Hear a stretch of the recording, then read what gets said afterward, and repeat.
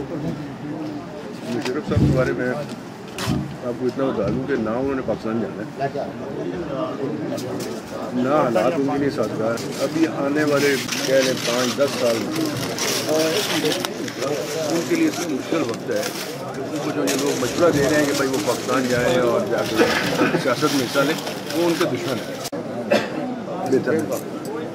इसलिए मेरा नहीं ख्याल और साथ मुशर्रफ साहब को इतने बच्चे भी नहीं हैं कि यहाँ अपने सारे आराम हो आसाइश छोड़कर और जहाँ से वहाँ। हमने तो एक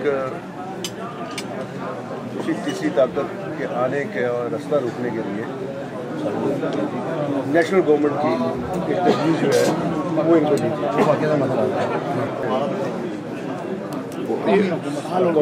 साल एक हो गया, उस पर अभी तक अमल नहीं हुआ, मगर अब एक बड़ी सीरियस थॉट जो है वो इसके बारे में की जा रही है कि भाई इस तरह का सिस्टम बना के तो ये तमाम पार्टी जमहूरियत को बचाया जा सकता।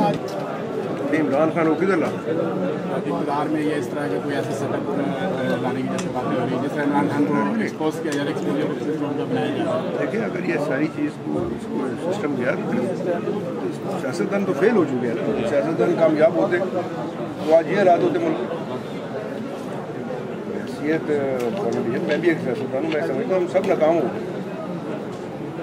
हमें अपनी सिर्फ वो एक हटदर्मी है कि हम अभी नाकामी का एतराफ़ नहीं कर रहे।